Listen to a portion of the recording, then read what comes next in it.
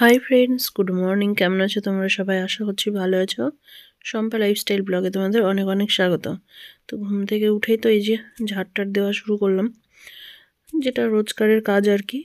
তো ঝাড়টার দিয়ে নিই, সমস্ত কাজ টাজ করে তারপর রান্না বসিয়ে দেবো। এইদিকে তিতলি পড়তে গিয়েছিল, তো আজকে খুব তাড়াতাড়ি চলে আসলো।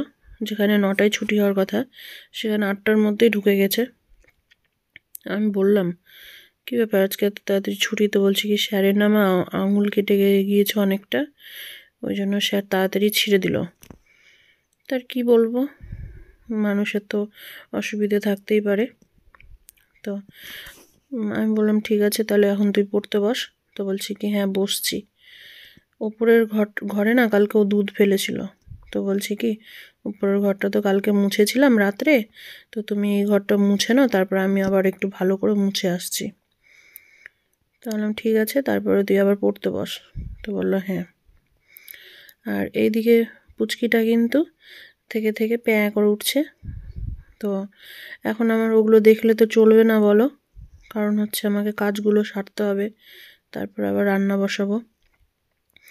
ঘর ঝাড় দিয়ে চলে আসলাম বাইরেটা ডাইনিংটা ঝাড় দিয়ে মুছে টুছে পরিষ্কার করে নিই, তারপর হচ্ছে রান্নাটা বসাবো। আজকে একটা বড় কাজ আছে, সেটা হচ্ছে কাঁঠালটা কাটার জন্য রান্না করা হয়নি। আর অত বড় কাঁঠালটা না আমি কাটতেও পারবো না। তোর বাবাকে বলেছি কাঁঠালটা কেটে দিতে, তো বললো হ্যাঁ দিচ্ছি কেটে। তিতলি বলছে কি, দাও আমি মুছে নিচ্ছি ডাইনিংটা। ওনা আবার লাঠি দিয়ে মুছতে কিন্তু খুব ভালোবাসে, তাহলে মুছতে হলে। কাঁঠালটা এত বড় ছিল, তো দাদা কেটে দিয়ে গেল, কিন্তু না কি বলতো, পাকা বেরিয়ে গেছে কাঁঠালটা, যেহেতু আমি ফ্রিজে ঢুকাইনি কিনে এনে, তো পাকা বেরিয়ে গেছে। এই যে দেখো, তো কাঁঠালে না ফ্লেভার বেরোচ্ছে পাকা পাকা। এখন আমি জানি না, ফেলতেও না মায়া লাগছে জানো। তো আমি বুঝতে পারিনি যে এত ঠান্ডাতে কাঁঠালটা পেকে যাবে। তো এখন কি করব, ভাবছি এই যে নিচের যে অংশটা আছে না, এটা খেতে আমাকে খুব ভালো লাগে। এটা তো পাকবে না, তো ভাবছি এটাকে কেটে আলু দিয়ে মাংসের মতো যদি রান্না করা যায় তাহলে করব, কিন্তু পাকা পাকা ফ্লেভারের তো গন্ধ বেরোবেই।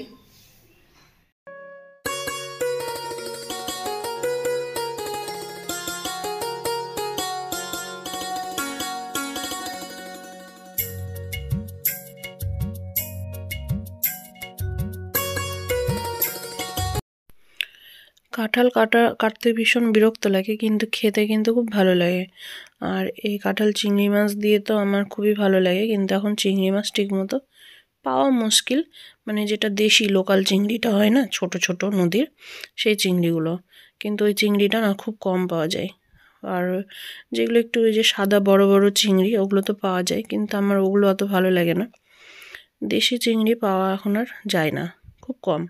পাওয়া গেলেও না দাম হয়তো বেশি, বা হয়তো খুব ছোট ছোট, কাটতে অনেক মানে বাছতে অনেকক্ষণ লাগবে।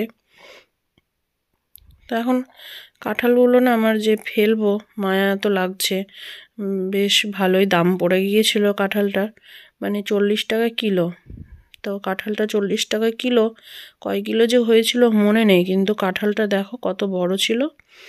আমি যদি এটা কেটে কেটে ফ্রিজে রাখতে পারতাম, তাহলে হয়তো আজকে পাকতো না, তাহলে হয়তো বেশ কয়েকদিন ধরে খাওয়া যেত। তো এখন অত বড় কাঁঠাল কাটার জন্য রাখাও হয়নি ফ্রিজে, কারণ অত বড় কাঁঠাল তো ফ্রিজে ঢুকবে না। ওই জন্য আমার বর বলছে যে কাঁঠালটা হাতে ধরে নষ্ট করলে। তাহলে যে আমি তো বুঝতে পারিনি যে এই ঠান্ডাতে পেকে যাবে। সত্যি আমি বুঝতে পারিনি, এত ঠান্ডা পড়েছে। কাঁঠাল জিনিস আমি জানি গরমের দিনে পাকে, কিন্তু এত ঠান্ডা, তার মধ্যে যে কাঁঠালটা পেকে যাবে আমি স্বপ্নেও ভাবিনি। আর কাঁঠালটা না বেশ পুষ্টও কিন্তু হয়ে গিয়েছে, কারণ এই যে কাঁঠালের বিচিতেই বুঝতে পারছি, ওই জন্য আরও তাড়াতাড়ি পেকে গিয়েছে। তো চলো কাঁঠাল টাঠাল বেছে টেছে নিই একবারে, তারপরে রান্না করব, তখন দেখা হচ্ছে। তো ইলিশ মাছ বাড়ির ওপরে নিলাম, জানি না স্বাদ হবে কি না। বললো তো স্বাদ আছে, মাছটা নেড়েও তো মনে হচ্ছে ভালোই আছে মনে হয়। আলু বেগুন দিয়ে ঝোল করব, খেতে কেমন হবে জানি না, ভালো না হলে তো দাদা বকবে, বলবে বাড়ির ওপরে মাছ নিতে বারণ করেছি, তারপরে তুমি বাড়ির ওপরে মাছ নিয়েছো। আর হ্যাঁ, এই পাশে একটু দেখো, এই যে ছোট মাছ, কাচকি মাছ বলছে, তো ইলিশ মাছ তো জুথিকে দেব না, তো এই ছোট মাছটা ওকে আলাদা করে দেব।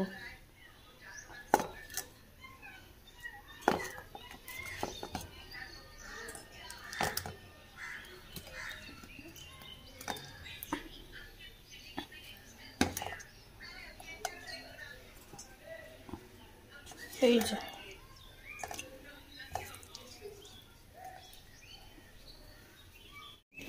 মাছ ভাজা হয়ে গেছে, আর এদিকে মশলাও বাটা হয়ে গেছে, আর এখন এদিকে আলু আর বেগুনটা ফুটছে। তো বেগুন আজকে আর ভেজে দিইনি আমি, বুঝেছো, এত তেল টেনে নেয়, আর এই বেগুনটাতে তেল টানবে, ওই জন্য আমি বেগুনটা আজকে আর ভাজিনি। এই যে এরকমই সেদ্ধ করব, এটাও খেতে ভালো লাগে। যে আমাদের দুট্টু, আমার এই বিছানা থেকে লেপটা উঠবে না ওনাই আর। এই যে দুষ্টু, এই দুষ্টু দুষ্টু, এই দুট্টু দুট্টু, এই দুট্টু, দুট্টু দুট্টু, দুট্টুটা কই? দুট্টু জামা প্যান্ট সব চেঞ্জ হয়ে গেছে, একদম জামা প্যান্ট সব চেঞ্জ করে নিয়েছে মায়ে। আজকে স্নান করানো হলো না, খুব ঠান্ডা, চান করাচ্ছিলাম, তো এত ঠান্ডা লেগেছিল, তো এখন এই যে একদিন পর পর করাচ্ছি বলে একটু কমেছে না।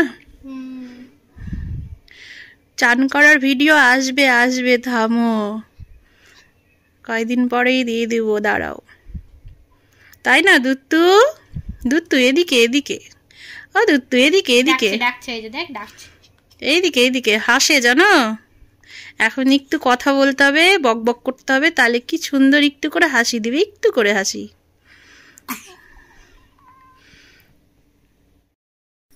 তো জুথিকে নিয়ে একটা টেনশন মাথার মধ্যে ভীষণ ঘুরছে, কারণ হচ্ছে কালকে ওর বাবাকে স্কুলে পাঠিয়েছিলাম, তো স্কুল থেকে টিসি তো দিবেই না, ঠিক আছে, টিসি দিবে না, তো বলছে যে হ্যাঁ মেয়ের বিয়ে হয়ে গেছে, হেন তেন অনেক কথা বলে অপমান তো করেছেই,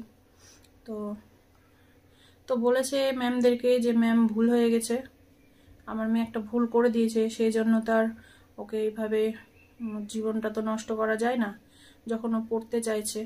তো বলছে টিসি কেন নিচ্ছেন তাহলে, টিসি নিয়ে, বলছে টিসি নিয়ে আমার এখান থেকে তো দূরে অনেকটা স্কুল, তো টিসিটা নিতে চাইছি, কারণ হচ্ছে প্রতিদিন ওকে মানে নিয়ে যাওয়া আসা করা যাবে না, তো আমাদের ওখানে পাশে যে স্কুল আছে ওখানে কাছে হলে প্রত্যেকদিন যাওয়া আসা করতে পারবে।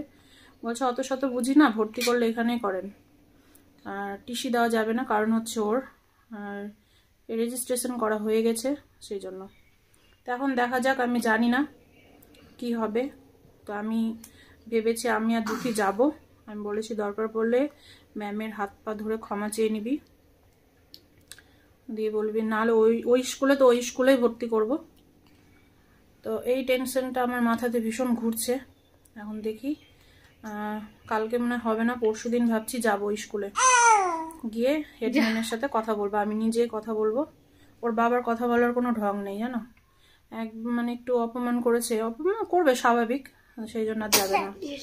তো বাচ্চা মেয়েদের জন্য, মানে ছেলে মেয়েদের জন্য বাবা মাকে কত সময় ছোট হতে হয়, সেগুলো ধরলে তো চলবে না, ওনারা তো খারাপের জন্য বলে না, ভালোর জন্য বলে। তো দেখা যাক এখন কি হয়, খুব টেনশনে আছি, যতক্ষণ না ভর্তি করতে পারবো, আর বাচ্চাটাকে আমাকেই সামলাতে হবে ও যখন স্কুল যাবে, তো ভাবছি যে সেই জন্য ওকে বাচ্চাটাকে একটু একটু করে তোলা ধরাতে হবে, তাছাড়া উপায় আর নেই আমার কাছে, কারণ হচ্ছে ওই স্কুল বন্ধ করা যাবে না, ওই স্কুলে যদি আমি ভর্তি করি ও বন্ধ করতে পারবে না, ঠিক আছে, তো না হলেও সপ্তাহে, না হলেও 3 দিন আমাকে পাঠাতেই হবে স্কুল, আর বুঝতেই পারছো সকাল 10টা থেকে বিকেল 5টা পর্যন্ত বাচ্চাটাকে তো খাইয়ে রাখতে হবে, তো যার জন্য আমাকে একটু করে তোলা ধরাতে হবে। তোলা ধরাতে গেলে কি হবে, আমি তো সবই তো আমিই করছি, বাচ্চার সব আমি করি, তো তেল মাখানো থেকে স্নান করানো থেকে, তারপরে হচ্ছে তোমার পটি ফটি যা লাগে সবই তো করছি আমি, তো শুধু খাওয়ানোটার ব্যাপার শুধু ওর মা ছিল, তো এখন ভাবছি একটু করে তোলা ধরাবো, তো মাইপোষ নিয়ে আসবো, মাইপোসই তো বলে ওটাকে, না মাইপোস বলে, আর একটা কি বলে, ফিডিং বোতল নাকি বলে, একটা ফিডিং বোতল। যাই হোক, ওগুলো একটা নিয়ে আসবো, আর ল্যাকটোজিন নিয়ে আসবো।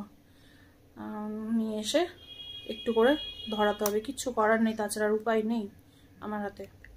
তো সব কথা কিন্তু আমাদের শুনে নিল, ঠিক আছে?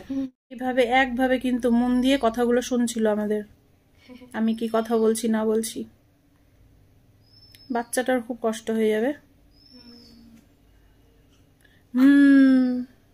লজ্জাও লাগে না বলতে। সবাইকে গুড ইভিনিং গো। আমি আর দিদুন ঘুমাচ্ছিলাম, দেখো। আর দিন সব সময় হাতের উপরে এরকম করে মাথা দিয়ে ঘুমাবে, তো দিদুনের ঘুম ভেঙে গেল, ঠিক আছে? এই যে দিদুন, বলো বলো সবাইকে গুড ইভিনিং। এদিকে এখন তিতলি, ওর মা তিতলিকে পড়াচ্ছে, আর পুচকুটাকে আমি ধরে আছি।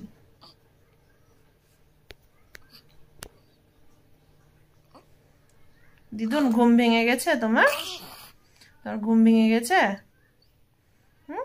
ঘুম ভেঙে গেছে দিদুন? ও দিদুন, দিদুন তোমার ঘুম ভেঙে গেছে? তো এই যে এদিকে ওর মা নোট লিখে দিচ্ছে জুথিকে। এই যে ওর মা, জুথিকে না তিতলিকে। আমার না জুথি তিতলি গুলিয়ে যায়। আর ওই যে এইদিকে তিতলি, তুই কি করছিস? স্কুলের হাতের কাজ। এই তুই কি করছিস? তুই কি করছিস? চোখ থেকে জল পড়ছে।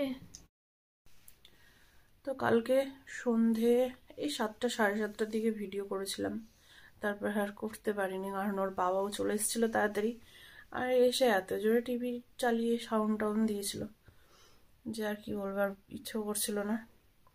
তো সকালে আমি এখন না, কটা বাজে, এখন 5:30 বাজে, আমি এডিট করছি। তো এডিট করতে করতে ভাবলাম যে ইন্ট্রোটা দিয়ে দিই। তো চলো, সবাই ভালো থেকো, সুস্থ থেকো, সাবধানে থেকো। আজকের ব্লগটা এখানেই শেষ করলাম। আজকের মতো টাটা, বাই বাই। আবার নেক্সট ব্লগে দেখা হবে।